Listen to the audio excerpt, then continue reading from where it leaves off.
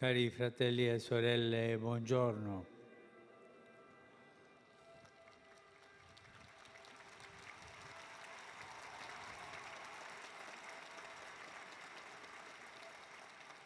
Oggi rifletteremo su una qualità caratteristica della vita familiare che si apprende fin dai primi anni di vita: la convivialità, ossia l'attitudine a condividere i beni della vita e ad essere felici di poterlo fare.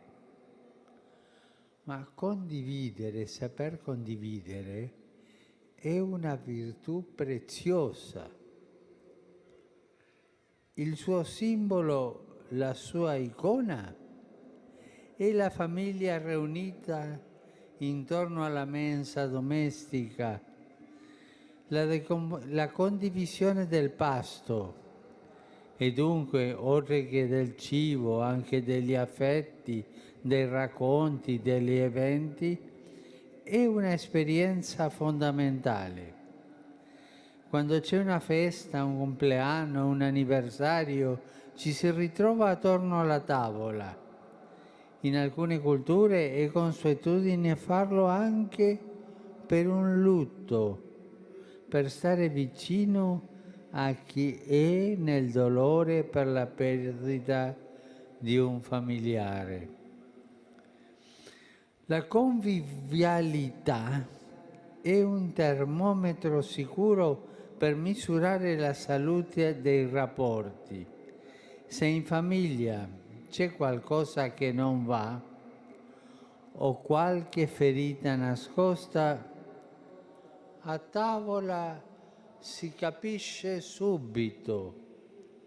Una famiglia che non mangia mai quasi insieme, o in cui a tavola non si parla, ma si guarda la televisione o lo smartphone, è una famiglia poco famiglia. Quando i figli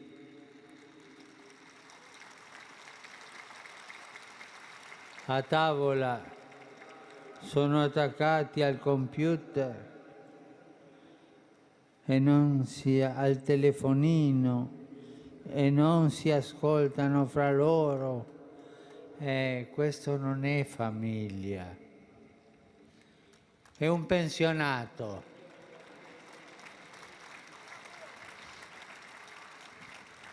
Il cristianesimo ha una speciale vocazione alla convivialità. Tutti lo sanno. Il Signore Gesù insegnava volentieri a tavola e rappresentava talvolta il regno di Dio come un convitto festoso. Gesù scelse la mensa anche per consegnare ai discepoli il suo testamento spirituale. Lo fece a cena, condensato nel gesto memoriale del suo sacrificio, dono del suo corpo e del suo sangue, quali cibo e bevanda di salvezza che nutrono l'amore vero e durevole. In questa prospettiva possiamo ben dire che la famiglia è di casa alla messa, proprio perché porta all'Eucaristia la propria esperienza di convivialità e la apre alla grazia di una convivialità universale dell'amore di Dio per il mondo. Partecipando all'Eucaristia, la famiglia viene purificata dalla tentazione di chiudersi in se stessa, fortificata nell'amore e nella fedeltà e allarga i confini della propria fraternità secondo il cuore di Cristo. In questo nostro tempo segnato da tante chiusure e da troppi muri, la convivialità generata dalla famiglia e dilatata dall'Eucaristia diventa un'opportunità cruciale. L'Eucaristia e le famiglie da essa nutrite possono vincere le chiusure e costruire ponti di accoglienza e carità.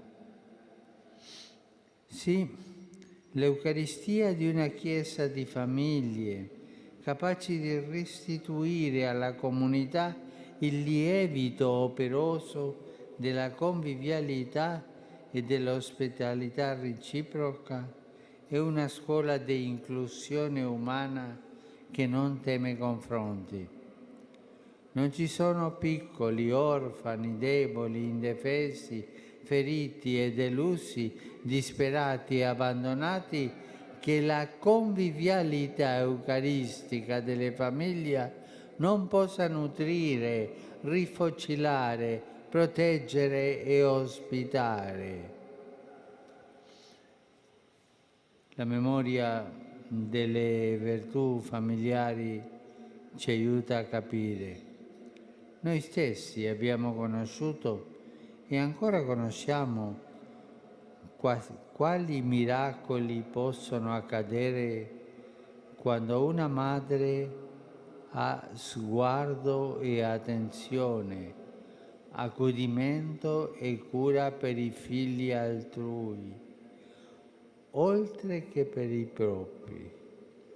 Fino a ieri bastava una mamma per tutti i bambini del cortile e ancora sappiamo bene quale forza acquista un popolo in cui i padri sono pronti a muoversi a protezione dei figli di tutti, perché considerano i figli un bene indiviso che sono felici e orgogliosi di proteggere.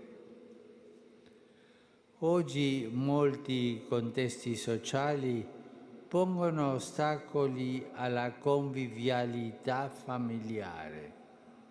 È vero, oggi non è facile. Dobbiamo trovare il modo di recuperarla. A tavola si parla, a tavola si ascolta. Niente silenzio, quel silenzio che non è il silenzio delle monache, è il silenzio dell'egoismo, ognuno alla sua, o alla televisione o al computer, e non si parla, no, niente silenzio. Recuperare quella convivialità familiare, pur adattandola ai tempi. La convivialità sembra sia diventata una cosa che si compra e si vende, ma così è un'altra cosa. E il nutrimento non è sempre il simbolo di una giusta condivisione dei beni, capaci di raggiungere chi non ha né pane né affetti. Nei paesi ricchi siamo indotti a spendere per un nutrimento eccessivo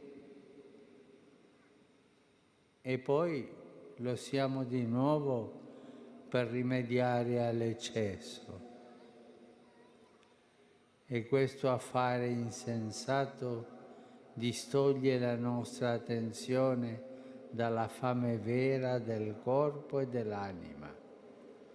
Quando non c'è convivialità, c'è egoismo. Ognuno pensa a se stesso. Tanto più che la pubblicità ha ridotta a un languore di merendine e a una voglia di dolcetti, mentre troppi fratelli e sorelle rimangono fuori dalla tavola. È un po' vergognoso, no? Guardiamo al mistero del convito eucaristico. Il Signore spezza il suo corpo e versa il suo sangue per tutti. Davvero non c'è divisione che possa resistere a questo sacrificio di comunione. Solo l'atteggiamento di falsità, di complicità con il male può escludere da esso.